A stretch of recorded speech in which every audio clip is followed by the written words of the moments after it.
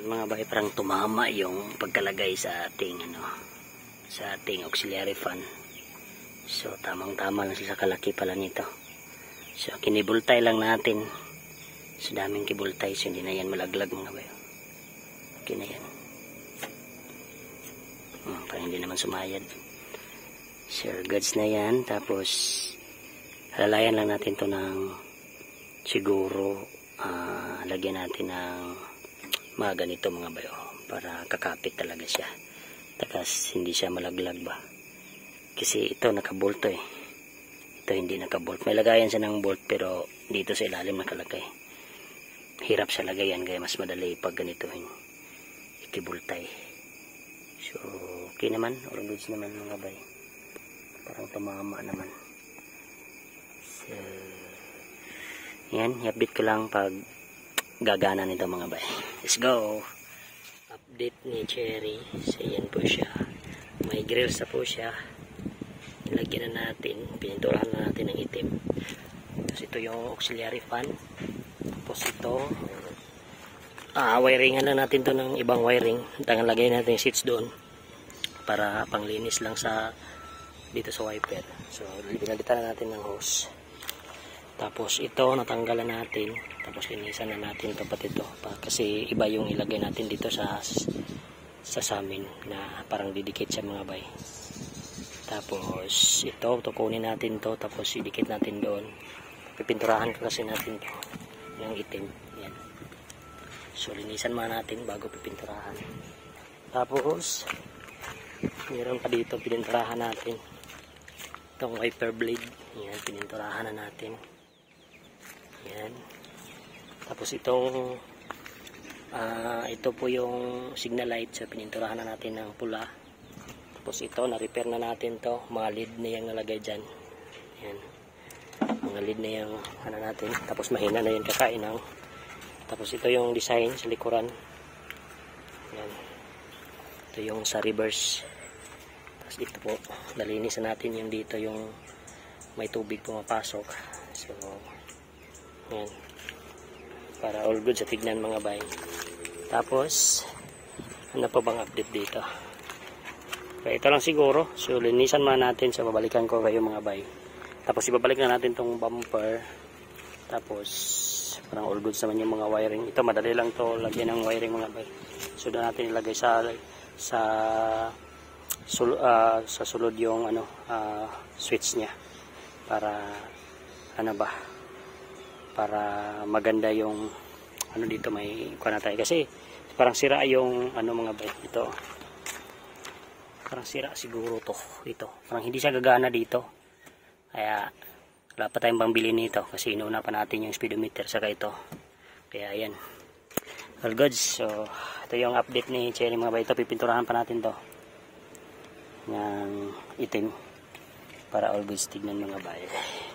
So yan. So parang all goods na. Tapos yung makina nito, papakita ko sa inyo mga bay. Malinis na talaga yung makina nito. Nalinisan na natin. Pero hindi pa yan totally linis yung mga bay. So ito hindi pa natin napalitan kasi hindi pa darating yung mga dito pang ilalim mga bay. Tapos ito, tanggalan natin. So i-welding na natin to na maayos. Para all goods magamit siya ulit mga bay. Kasi yung presyo nito 700. So i-repair lang natin. So all goods na yan siguro pag ma-repair na to mga bay. So tapos yung pang ilalim dito, ito yung papalitan natin yan, mga bolts na yan, tapos yung tie rod in dyan sa ilalim mo, kita yung tie rod in. Ito yung tie rod in. Yan, sira na yung tie rod in. Diba? Sira na, para malapit na umibot yung tie rod in. Kaya sira na. Tapos ito, pinilitan na natin to ng bago. Bago na to, may natin darating. Tapos ito, pamalitan natin to lahat. Para maganda na yung sapang ilalim mga bay para ulgos na siya mabibiyahe. Tapos ipapaalay natin to pag pag malagay na natin lahat dyan. Papaalay natin to mga bay para maganda yung kain sa gulong natin. Hindi yung tumatagilid ba. Sayang kasi bago yung gulong na tatagilid yung niya align. Tapos yung dito nalinisan na natin. Yung dito daming nakukuha ko dito. Hindi pa pala hindi pala naubos to pagkalinis mga bayo. Hindi pala ito palilinis to. Uy, Putik to siya. Ano ba ito?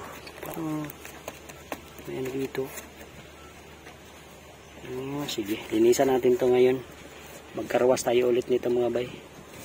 Doon, dadalhin natin to para dito rin. Malinisan din to mga bayo.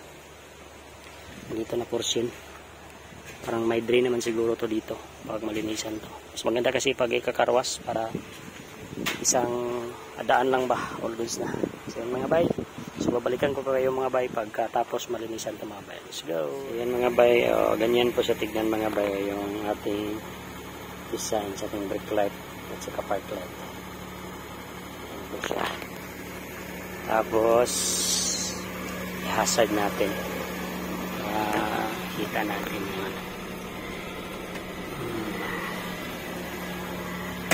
yung signal light. Yan po yung signal light. Yan. Yan po siya.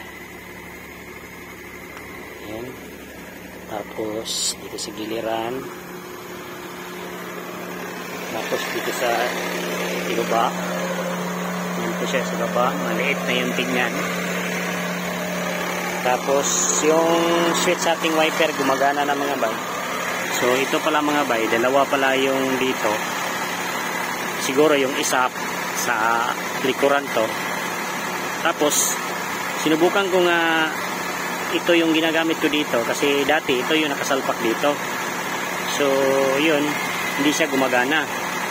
So yung isa yung ginagamit ko ngayon. Pagsubok ko doon gumagana na. So hindi na tayo gagawa ng switch mga bay. So gagana pa.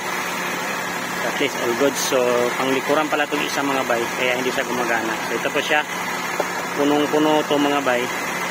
Tapos pinalitan natin ng bagong hose nandito. Ito bago rin, pinalitan ng bago. Tapos i-align pa natin ito ngayon pagkatapos natin dito gawa. So ito na po yung under nya, tahimik na po siya. Tapos maganda na po yung minor ni Cherry. So hindi pa tayo nag-aircon yan. Tapos hindi pa tayo nagpalit ng tensioner. Hindi pa natin napalitan yung tensioner. Napalitan pa natin yung tensioner. Yan, siguro.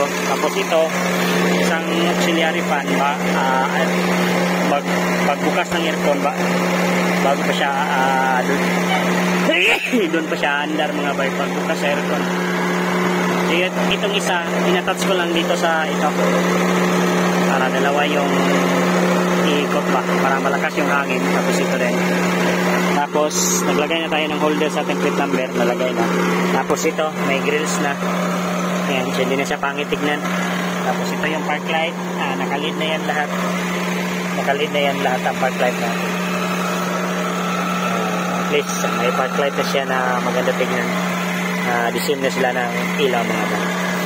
So yan lang ang update ni Cherry mga bay. So please maramdaman na ninyo natin yung andar niya na pinong-pino na. All goods na, all goods. So yan. So ikabit na natin yung bumper mga bay. Let's go. May parcel tayo na doon natin yung brake shoe sa ating likuran sa ating sasakyan. So, ito po siya. Isang seat na po ito. Yung kapal. So ikabit natin to bukas pag may time tayo. Let's go.